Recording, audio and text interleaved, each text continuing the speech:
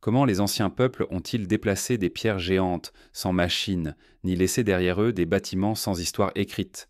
À travers le temps, de nombreuses cultures se sont élevées et ont disparu, ne laissant que des ruines.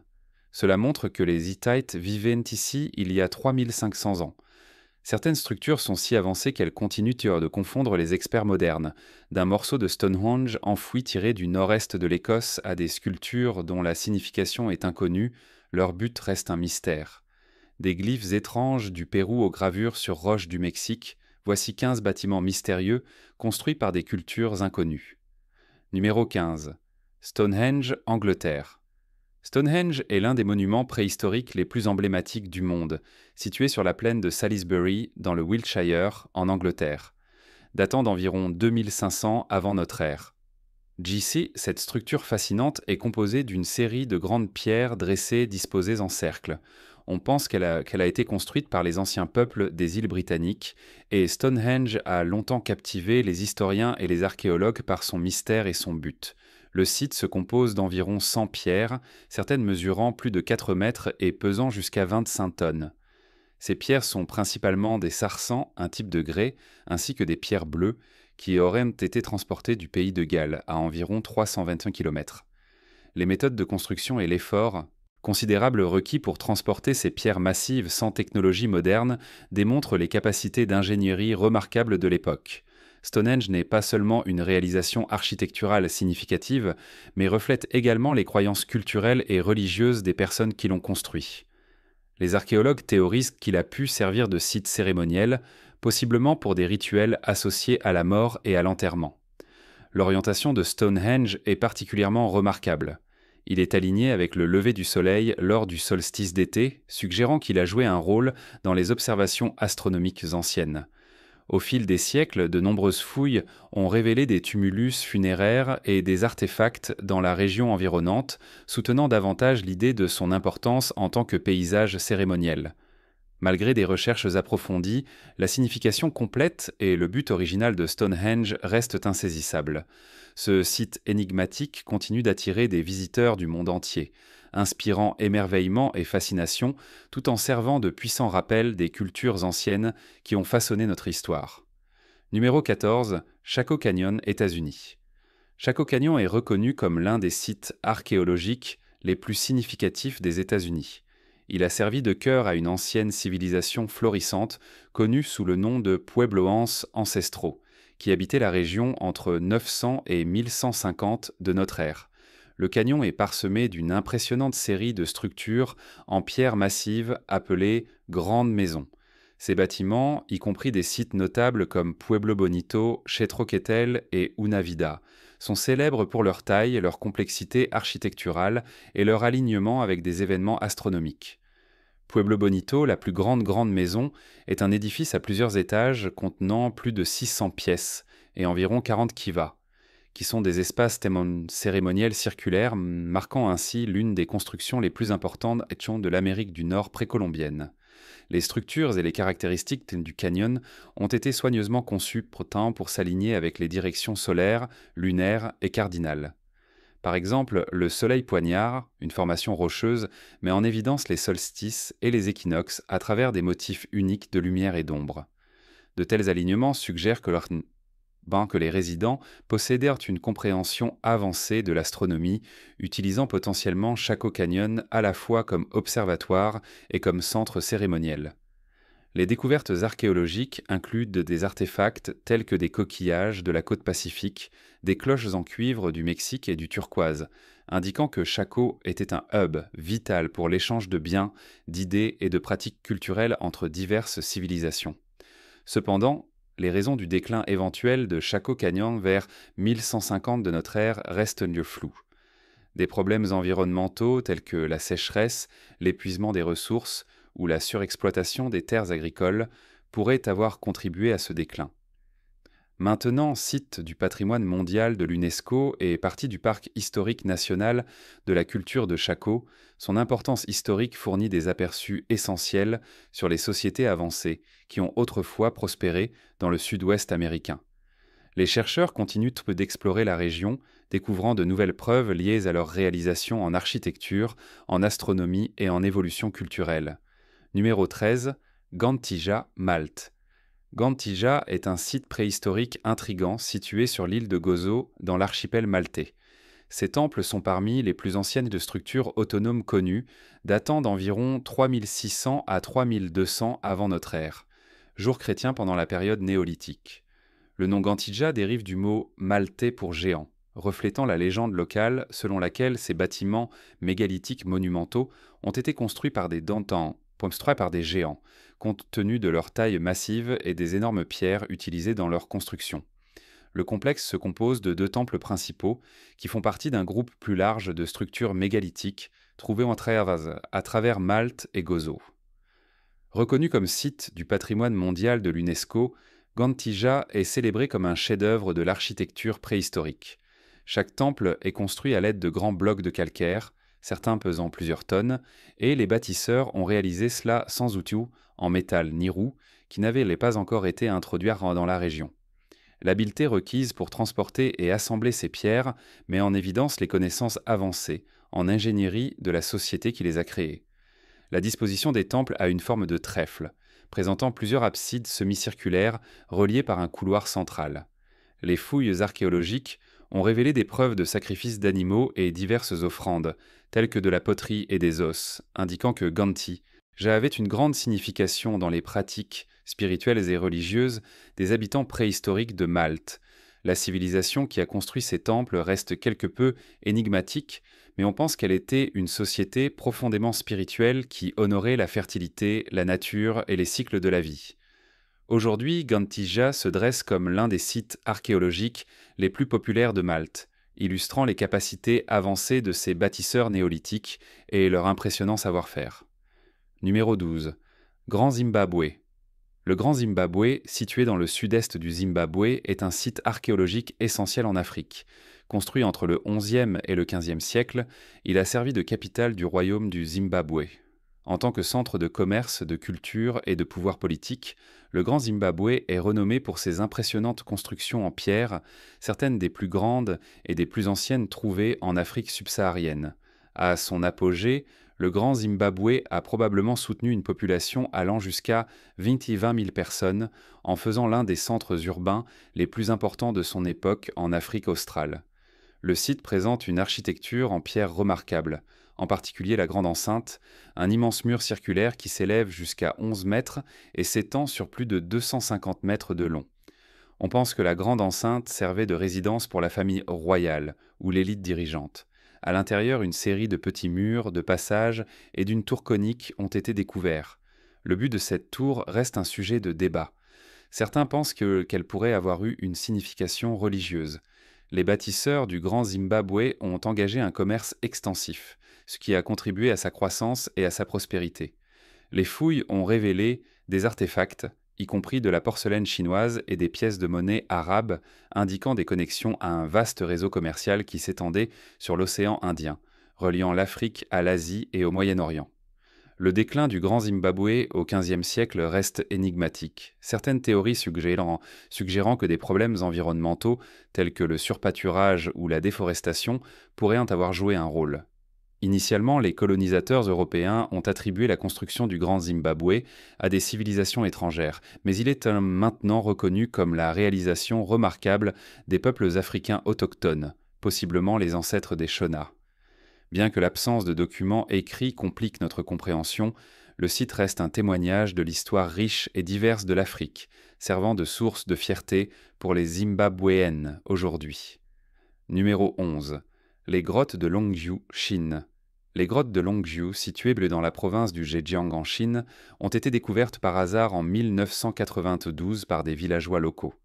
Ces grottes restent enveloppées de mystère car il n'existe aucun document historique indiquant qui les a construites. Les experts suggèrent que leurs origines pourraient remonter à plus de 2000 ans, probablement à l'époque des dynasties Qin ou Han, bien qu'aucune preuve définitive n'ait encore été trouvée. Actuellement, il existe 24 grottes connues sur le site, couvrant plus de 30 000 mètres carrés. Chaque grotte est géométriquement alignée et remarquablement taillée avec précision, caractérisée par des murs plats, des angles vifs et des plafonds marqués de lignes de ciseaux parallèles. Un aspect fascinant des grottes de Longview est leur intégrité structurelle. Bien qu'elles soient taillées dans un grès relativement tendre, elles sont restées intactes pendant plus de 2 millénaires, n'exhibant aucune érosion ou dommage significatif. Cette durabilité implique que les bâtisseurs possédaient des compétences avancées, probablement perfectionnées, sur d'autres sites non découverts. Cependant, le but exact de ces grottes reste inconnu. Contrairement à d'autres structures chinoises, qui servaient généralement à des fonctions religieuses ou militaires, les grottes de Longview manquent d'artefacts ou d'œuvres d'art qui clarifieraient leur utilisation prévue. De plus, l'ampleur et le nombre de grottes indiquent que leur construction a nécessité une immense quantité de main-d'œuvre et de ressources, ce qui rend l'absence de documents historiques encore plus déroutante.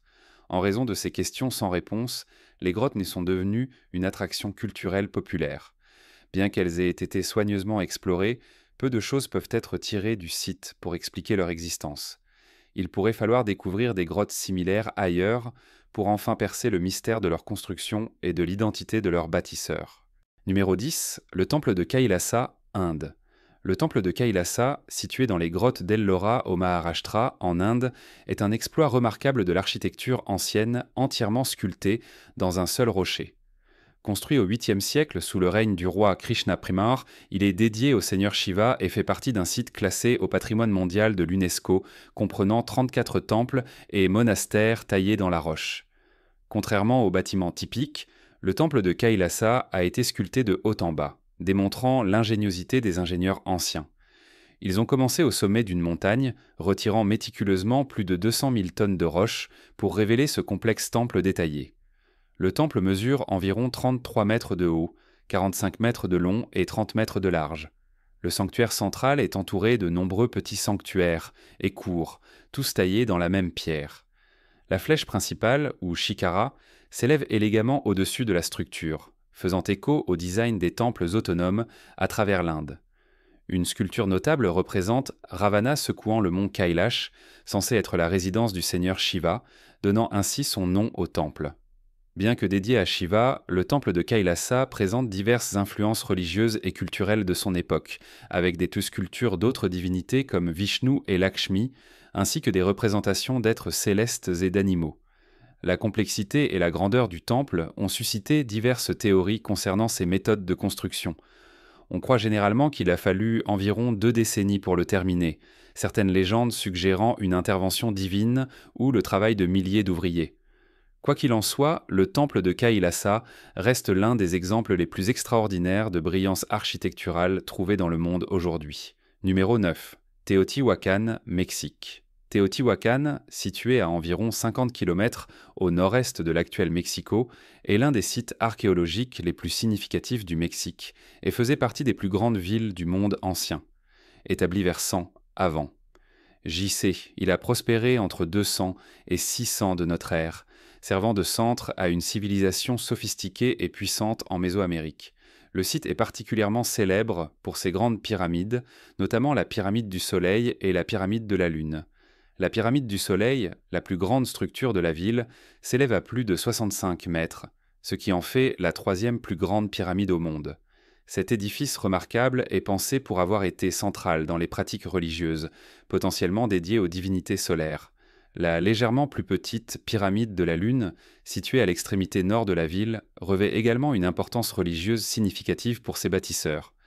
Teotihuacan comprend diverses autres structures, y compris le temple du serpent à plumes, une pyramide décorée ornée de sculptures complexes de serpents et de divinités.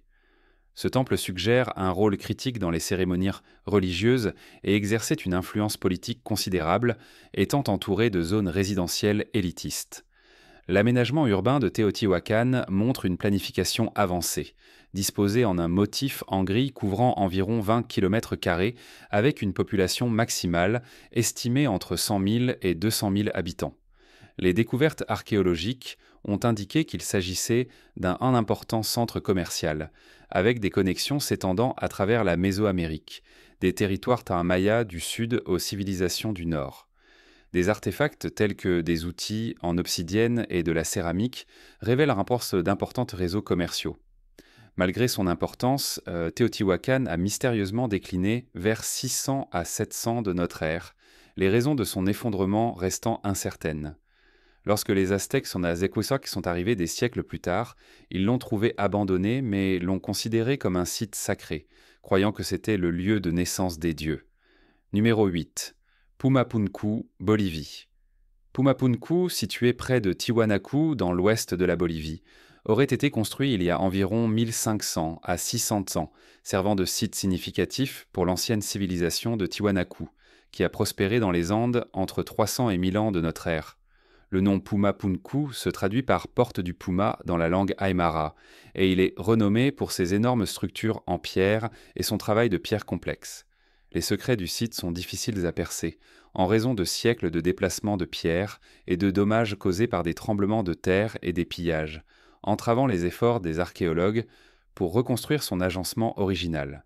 Certains des blocs de pierre massifs ici pèsent de plus de 100 tonnes, et leur surface lisse, angle précis et design imbriqué sont sans égal dans l'architecture précolombienne. La précision des découpes de pierre est étonnante. Dans certains cas, les blocs s'emboîtent si parfaitement qu'il est impossible d'y insérer même un morceau de papier. Célèbres pour leurs blocs en forme de hache, ces pierres ont été conçues pour s'emboîter, indiquant une compréhension sophistiquée de la construction modulaire. Des découvertes récentes à Pumapunku ont conduit les chercheurs à reconnaître la culture de Tiwanaku comme l'une des civilisations pré-incas les plus influentes, son influence s'étendant sur une grande partie de l'actuelle Bolivie, du Pérou et du Chili.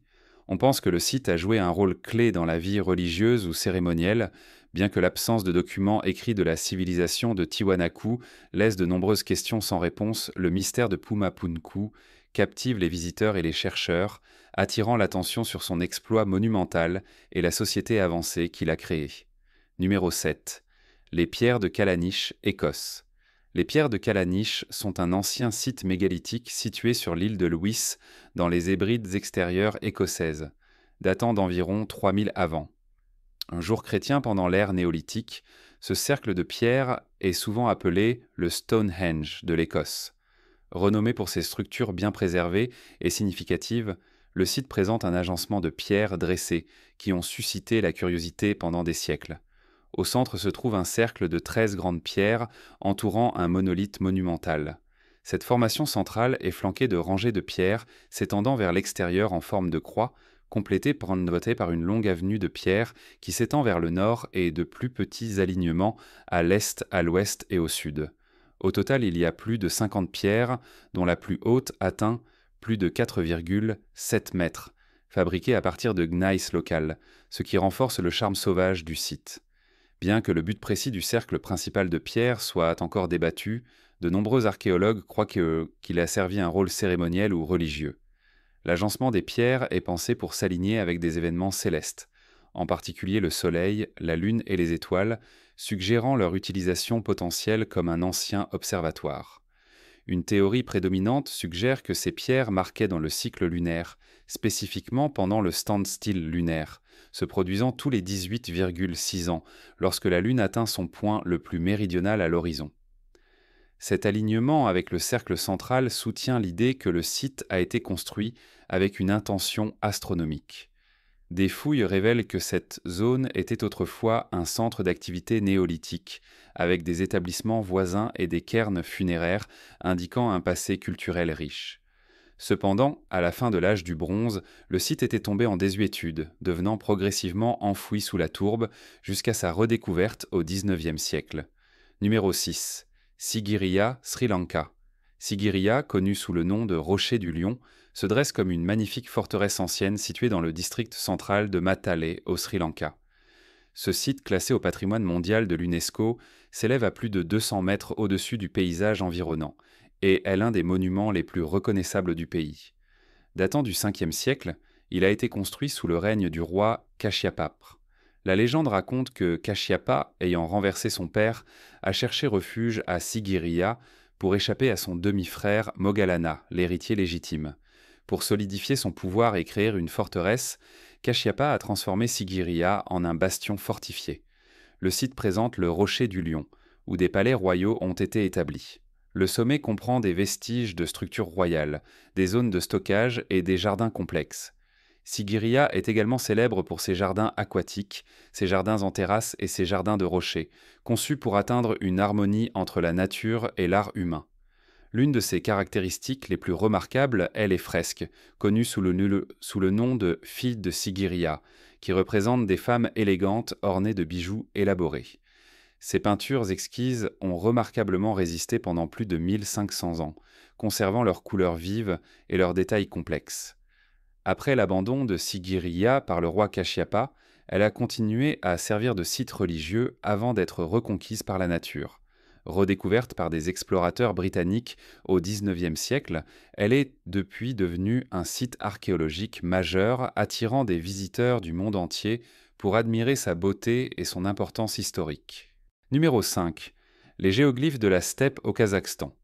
Les géoglyphes de la steppe du Kazakhstan sont un site archéologique remarquable situé dans la steppe de Turgaï, au nord du Kazakhstan. Ces énormes dessins géométriques, qui incluent des formes comme des carrés, des cercles et même des svastikas, ont été découverts pour la première fois par l'économiste kazakh et archéologue amateur Dimitri Day en 2007, alors qu'il examinait des images satellites de la région. Le site présente plus de 50 ouvrages de terre s'étendant sur environ 720 km². Façonnés à partir de monticules de terre, de pierres et de bois, ces géoglyphes vont de simples lignes à des symboles complexes tels que la svastika, qui a historiquement représenté le soleil et l'éternité dans de nombreuses cultures anciennes eurasiennes.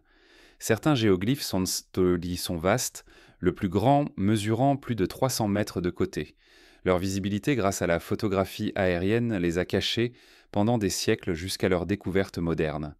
Plusieurs théories sur leur but ont émergé.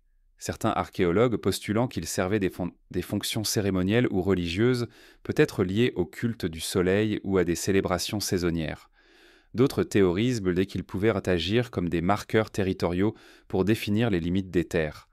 La construction de ces structures soulève des questions sur l'organisation et les ressources nécessaires, car les peuples anciens ont dû utiliser des outils simples et des efforts communautaires pour les créer. Les géoglyphes de la steppe restent une source d'intrigue, et leur exploration continue de révéler l'histoire des cultures longtemps perdues de la région. Numéro 4. Nabta Playa, Égypte. Nabta Playa est un trésor archéologique situé dans le désert nubien au sud de l'Égypte, à environ 100 km à l'ouest d'Abou Simbel. Autrefois un paysage vibrant avec des lacs saisonniers qui nourrissaient des communautés anciennes, ce désert désormais stérile était habité par de premiers habitants il y a environ 10 000 à 8 000 ans durant la période néolithique. L'importance de Nabta Playa réside non seulement dans son statut de l'un des premiers établissements de la région, mais aussi dans ses remarquables caractéristiques astronomiques. Au cœur du site se trouve un cercle de pierre qui aurait fonctionné comme un ancien calendrier ou observatoire. Cet agencement de pierre indique que les habitants pouvaient surveiller les événements célestes, en particulier le solstice d'été, qui signalait le début de la saison des pluies. Le cercle comprend plusieurs pierres dressées alignées sur les mouvements du soleil et des étoiles. De plus, des mégalithes plus grands, pesant plusieurs tonnes, témoignent de l'effort considérable et de l'organisation requise pour leur construction à cette époque. Nabta Playa servait également de centre pour les activités pastorales et agricoles. Des preuves suggèrent que l'élevage de bétail était essentiel à l'économie locale, avec des signes indiquant que les vaches pouvaient avoir une signification cérémonielle ou spirituelle. Les chercheurs proposent que les personnes ici étaient des pionniers dans la domestication des bovins dans la vallée du Nil, influençant les premiers développements de la société égyptienne. Aujourd'hui, bien que Nabta Playa soit un terrain inhospitalier, sa riche histoire révèle une culture dynamique, qui a autrefois prospéré dans un environnement luxuriant. Les découvertes faites sur ce site ont transformé notre compréhension de l'Égypte préhistorique et de la région saharienne plus large, mettant en lumière les premières de structures sociales, les croyances religieuses et les connaissances astronomiques en Afrique du Nord. Bien que beaucoup de choses sur les créateurs de Nabta Playa restent inconnues, leur impact culturel résonne à travers les âges. Numéro 3. Derinkuyu, la ville souterraine en Turquie. Derinkuyu, située dans la région de Cappadoce en Turquie, est l'une des découvertes archéologiques les plus remarquables au monde. Cette ancienne ville souterraine construite vers le 8e siècle avant. jour après Jésus-Christ, s'étend sur plusieurs niveaux sous terre et pourrait abriter des milliers d'habitants. Cette incroyable ville avait été perdue dans le temps jusqu'à ce qu'un résident découvre accidentellement une entrée cachée derrière un mur dans une cave moderne. La ville plonge à plus de 60 mètres sous terre et couvre une vaste zone pouvant potentiellement accueillir environ 21 000 personnes, ainsi que leur bétail, leurs provisions alimentaires et leurs fournitures essentielles. Chaque étage de cette ville extraordinaire comprend diverses zones fonctionnelles, telles que des quartiers de vie, des cuisines, des espaces communs, des salles de stockage, des écuries, des chapelles et même des installations éducatives. La profondeur et la complexité de Derinkuyu révèlent une maîtrise avancée de l'ingénierie, de la ventilation et de la défense qui étaient vitales pour la survie de ses résidents. Des conduits de ventilation ingénieusement conçus fournissaient une circulation d'air frais dans l'environnement souterrain, permettant aux habitants de vivre là pendant de longues périodes. Certains de ces conduits mesurent plus de 50 mètres de profondeur et servaient également de voie de communication entre les différents niveaux de la ville. Cependant, la raison principale de la construction de Derinkuyu était probablement la défense. Le paysage de roches volcaniques tendres de la région était historiquement susceptible aux invasions et aux raids.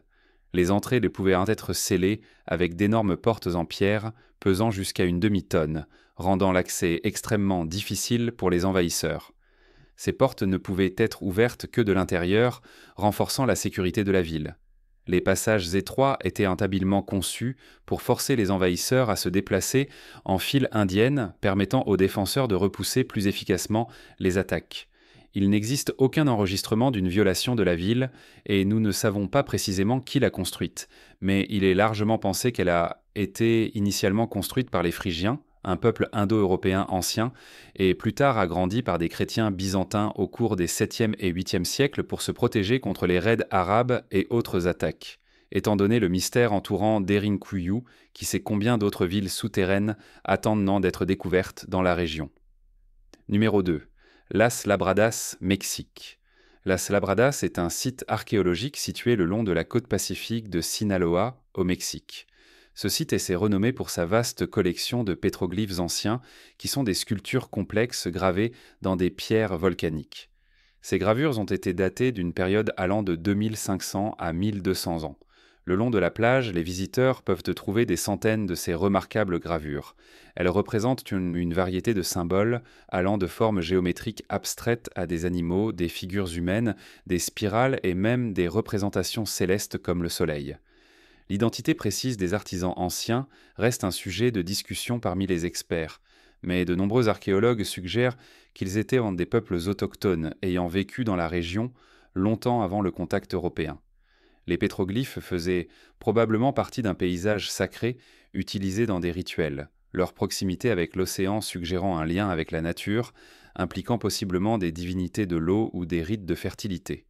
Certains chercheurs proposent que ces gravures étaient associées à des événements astronomiques, étant donné que de nombreuses cultures mésoaméricaines anciennes étaient bien versées dans les mouvements célestes. Les spirales et cercles concentriques présents dans les gravures pourraient symboliser ces phénomènes ou servir de marqueurs rituels pour comprendre les cycles de la nature. Aujourd'hui, Las Labradas est reconnu comme un site archéologique protégé et est inscrit au patrimoine mondial de l'UNESCO. C'est exactement ce qui rend Las Labradas si rare en tant que site archéologique. Sa riche histoire et ses origines énigmatiques continuent d'inspirer la recherche et l'exploration, et de nouvelles découvertes pourraient finalement éclaircir les personnes qui ont créé ces remarquables œuvres d'art. Numéro 1. Les palpaglyphes au Pérou. Les palpaglyphes sont un ensemble intrigant de géoglyphes anciens situés dans la vallée de Palpa, au sud du Pérou, près des célèbres lignes de Nazca.